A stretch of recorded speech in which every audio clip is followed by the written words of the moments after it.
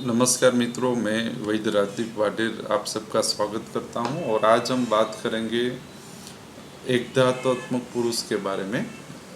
जैसे कि सारिस्थान का जो पहला अध्याय है कथिता पुरुष है, उसका प्रश्न शुरू होता है कि कथिता पुरुषो धीमान धातु भेदेन विद्यते। उसमें 3 प्रकार के पुरुष का उल्लेख है। ये तीन पुरुष हमारे परीक्षण विषय है, अधिष्ठान परीक्षण अंतर्गत ये आते हैं। तो उसमें हम एकधात्मक पुरुष के अंतर्गत हम जाएंगे। तो यहाँ पे लिखा है कि चेतना धातुर्भि एक स्मृत पुरुष संज्ञ कहो। यहाँ कायो नाम अंतराग्नि चेतना कायाग्नि को एकधात्मक पुरुष कहा है, यानी कि आत्मा महत्त्व अहंकार और मन, यह 4 जो है यह चेतना पुरुष है। इसका स्थान हृदय और कायाग्नि यानी कि हृदय चेतना पुरुष का स्थान है, जिसे हम कायाग्नि कहते हैं।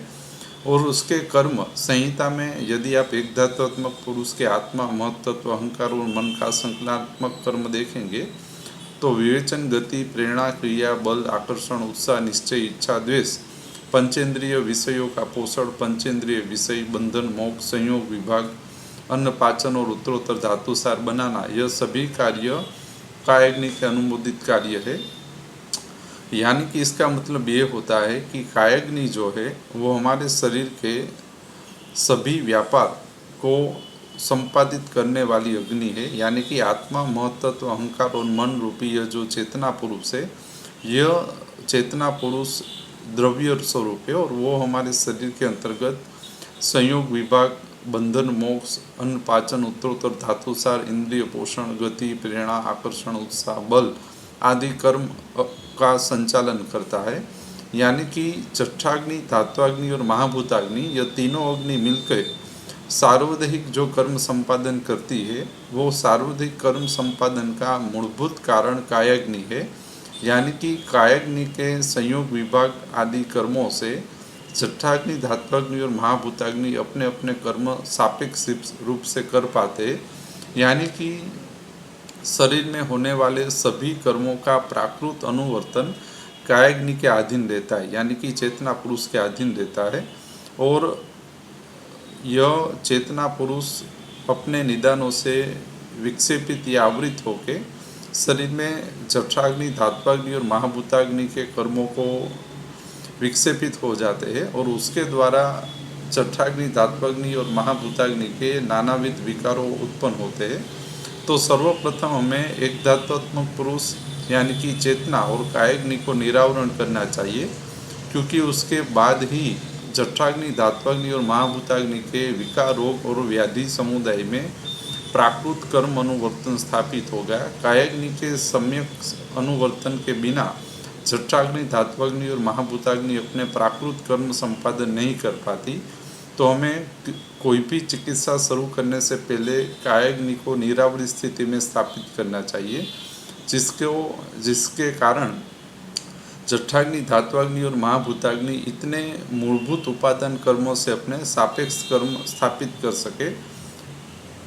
और इसमें यदि आप देखें तो इसमें मूलवणी भी देखी है कि 16 विकार पैकी जठराग्नि यानी कि जो जठराग्नि, धात्वाग्नि, महाभूताग्नि अपने प्राकृत कर्म अनुवर्तन करती है, उसमें भी कायाग्नि का अनुवर्तन करने वाला मुख्य अग्नि जठराग्नि है, जिसका जठराग्नि का अधिष्ठान, उत्पादक, स्रोत, दोषस्थान द्वारा यह मुख्य रूप से कायाग्नि का अनुवर्तन जठराग्नि करवाती है और उसके द्वारा प्राकृत कर्म संपादन होता है।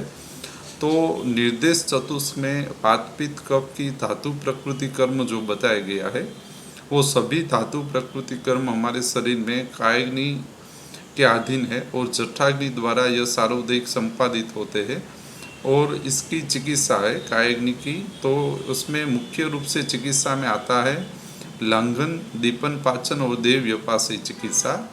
यह कायाग्नि का निदान परिवर्जन है। यानी कि देव व्यपासी चिकित्सा और लांघन, दीपन, पाचन से हम कायाग्नि का 16 विकारों में जो आवरण, 16 विकार का जो कायाग्नि को आवरण हुआ है, उसको हम लांघन पूर्वक दीपन, पाचन और देव व्यपासी चिकित्सा से निकाल सकते हैं।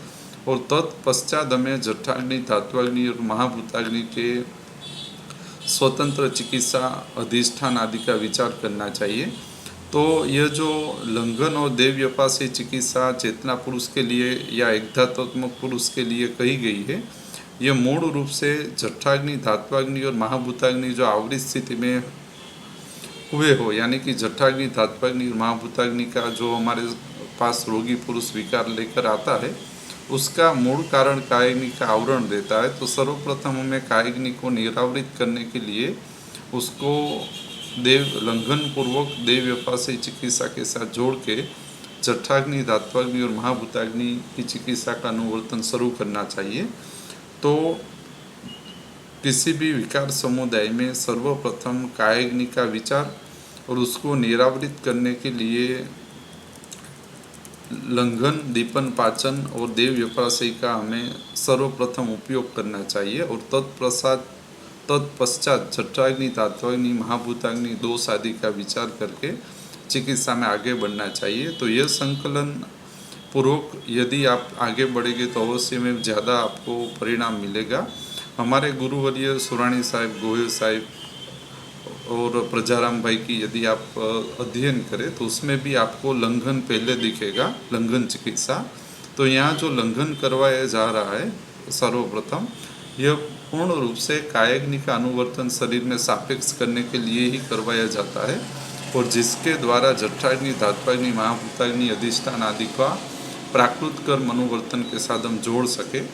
तो यह निर्देश आपको निदान चिकित्सा में बहुत उपयोगी होगा, जिसको समझ के हमें आगे बढ़ना चाहिए।